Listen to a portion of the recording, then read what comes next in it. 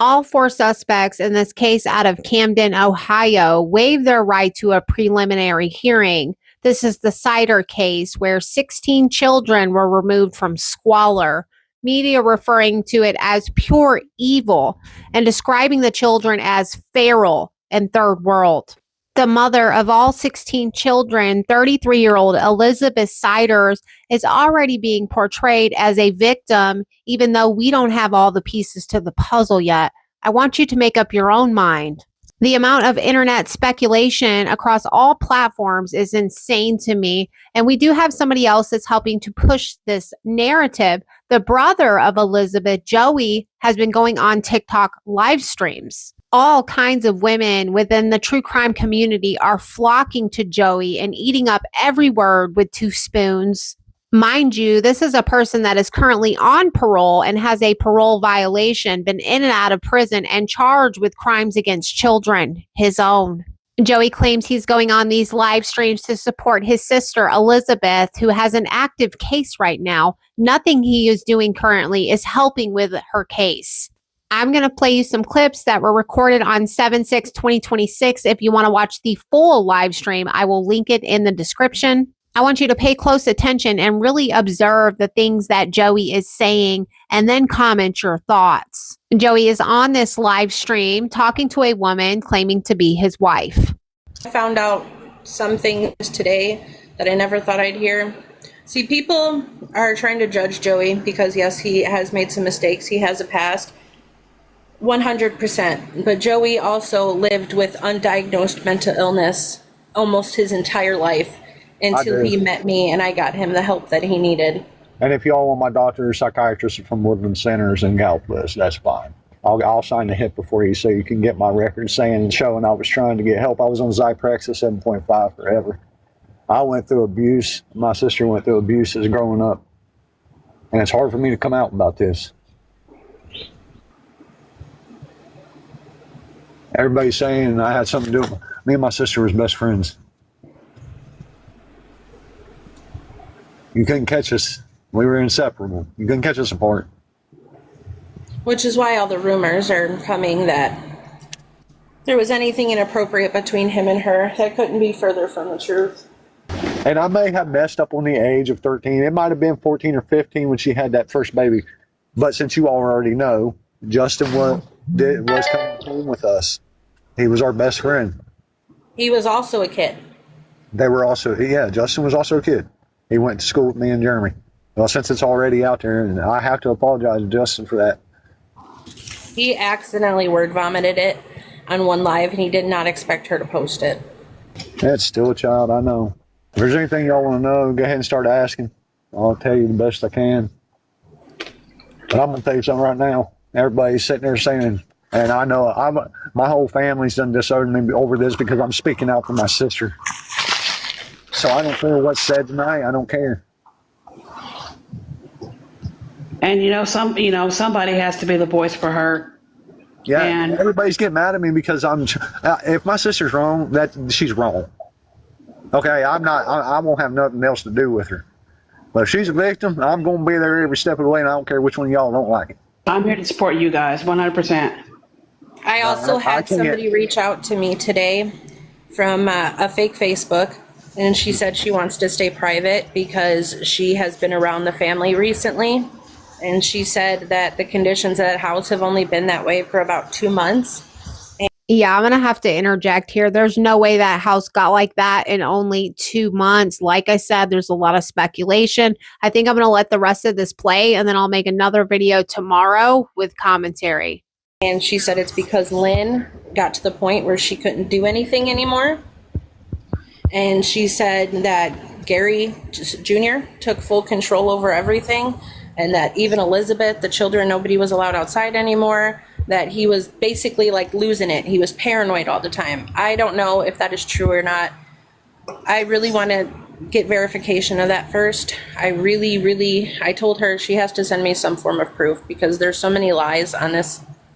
It's crazy. Like, there's people even coming up with crazy twisted lies that don't even live in this country. That's what I believe. I believe if she is a victim, we want her to go through all the forensic psychology. We Right. want her to get screened. We want professionals to make that determination. It is not up to other people on the internet who are miserable and sit on live for 16 hours a day talking about other people and making fun of other people to determine if she is a victim or not. By looking at her, you can tell she looks far worse than the rest of them. That's my personal opinion. So I can yes, we definitely- want it to be looked into. If she is guilty and she is dubbed completely capable and she completely competent, then we want her to get prosecuted to the fullest extent of the law. Oh yeah, for sure. But we don't feel that's the case. But like Casey said, since I'm like Casey, I know you're watching. I have been one hell of a kid. I started at 9 years old and I ain't stopped yet. Everything that's on my record, I admit to. Everything. Like I said, Joey had undiagnosed and untreated BPD, which if you guys don't know what that, borderline personality disorder, and he had severe anger issues. The problem is, babe, I don't want to speak your story for you, but after going through so much abuse himself and being bullied in school and getting beat up in school, eventually he started fighting everyone back.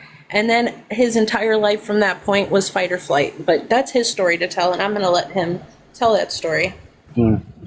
I got 2 probation officers that can verify most of this. And one of them actually lived right up the road from me. Her name's Joy Elliott.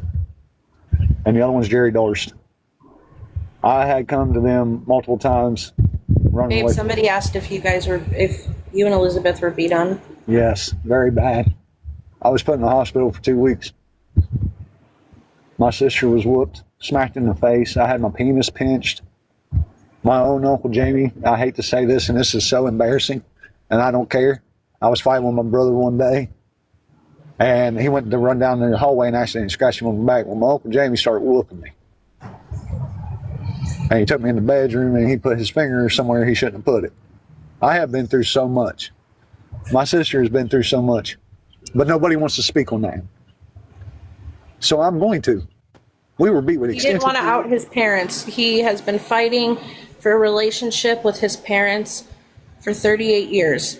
And after last night, after he talked to a few family members, that was it. He said, I can't do this anymore. You guys just want to cover up what happened to us. He said, this is why Elizabeth left, and this is why I'm done, and I'm washing my hands of all of you. My own aunt last night texted me, and I'll send it, I'll share it, I don't care. She said, you need to stop going over there running your mouth. I'm not running my mouth. I'm the only one in my whole family speaking out for my sister. Jeremy's such a good brother, Casey. Why ain't he saying anything? Yeah, I'm glad he stopped talking to you. I really am. I'm not even trying to go there, but I'm glad he stopped talking to you. He stopped talking to you, though, because the family found out that you and Brent are getting in podcasts talking about the family. Oh, I recorded everything. But any which way it goes, I started getting in trouble at 9, acting out. Anytime I get in trouble, I go to the probation officer and ask her to send me off. I'd get off the school bus sometimes and ask if I could go to juvie. Just because I didn't want to be home. I didn't want to be home. I would get beat on constantly. In case you don't know none of this, because if he does, he's like, oh, I didn't see it. You didn't see none of it because it happened behind closed doors. Nobody's seen nothing. In case he wasn't around that much. My son. And me and my ex-wife, were passing each other. She was going to work for morning shift. I was getting off at third shift. I was taking him home. We passed. I grabbed a stroller. It was on Cleveland Avenue. I still remember Oakland Park and Cleveland Avenue. We lived at apartments right beside KFC. I took him in. I propped the bottle up, and I fell asleep. Well, he woke up screaming and crying, and I went to pick him up out of his car seat, and I cracked his arm. That is the whole thing with Tyler. And I got the x-ray. You could barely ever see the crack, but that's what happened. It was I went to jail for it. I called the law. Nikki, please. I called the law myself because I was scared. I was a first-time father. He was screaming. It broke my heart. I got 3 years probation for that. Judge Betsy is the one that sentenced me in Columbus, Ohio. I don't hide nothing. In case he's over like, you're not going to admit nothing. I admit everything I've ever done.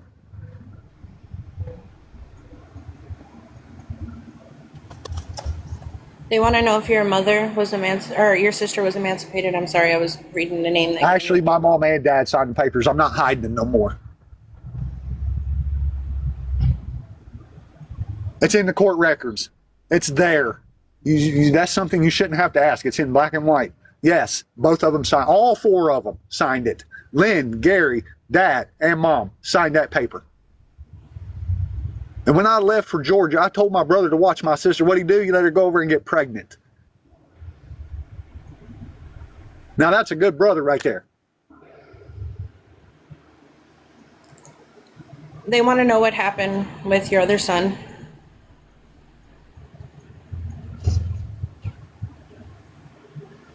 That's a hard one to talk about.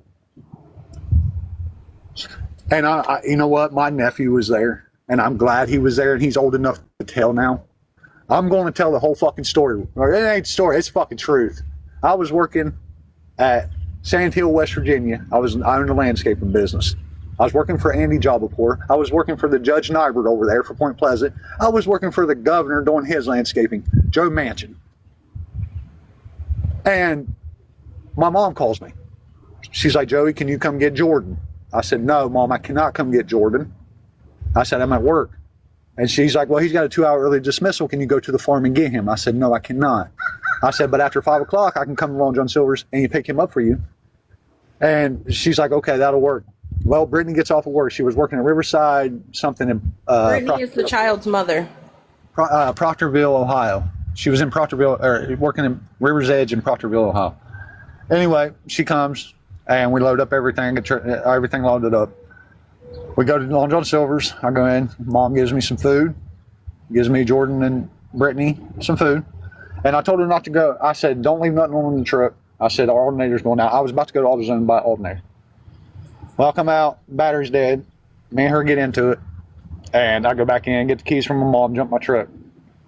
We go back to Eastern Avenue. And I get him out of his carrier, and I'm walking up the stairs. I'm about to unlock the door. Well, I got to step in, and everybody and their mama knows I wear cowboy boots.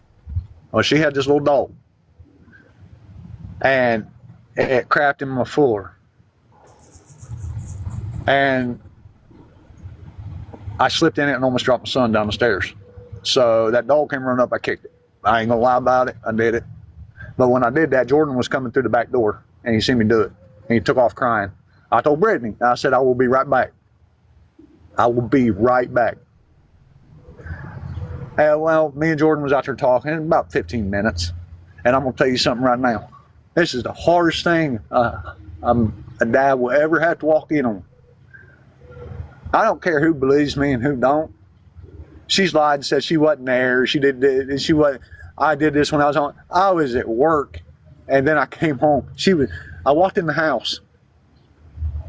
And I heard my son making a sound. And she was like, I was like, where's Nana at? She was like, in the playpen. I never put my son in the playpen. Ever. He was in that or his walker or something like that. I put him in his playpen at night. I said, has he ate yet? And she was like, no. And his bottle's right there. I made sure it wasn't too hot. Put it on my wrist, like you're supposed to. I go out there, or I go in the room, and my son is turning purple. Gasping, his eyes are rolling.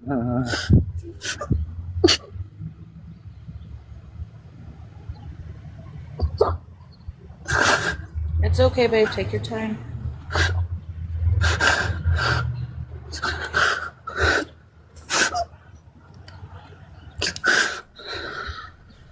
My son's sitting there choking on his own blood. I pick him up, and all that blood comes on me. I look at Brittany, I was like, what the fuck happened? I said, you need to call 911. I hand my son to her, and I'm trying to call 911. She throws my son back at me and says, I can't do this, and runs outside. I'm sitting there trying to call the law, and the ambulance, and my dad pulls up. I busted his window out of his truck. I was so scared. I didn't know what to do. I tell him to get in the truck. I put my son on my nephew, and I throw this girl up in that truck, and I said, you're going. And I made her go. Well, we get out there,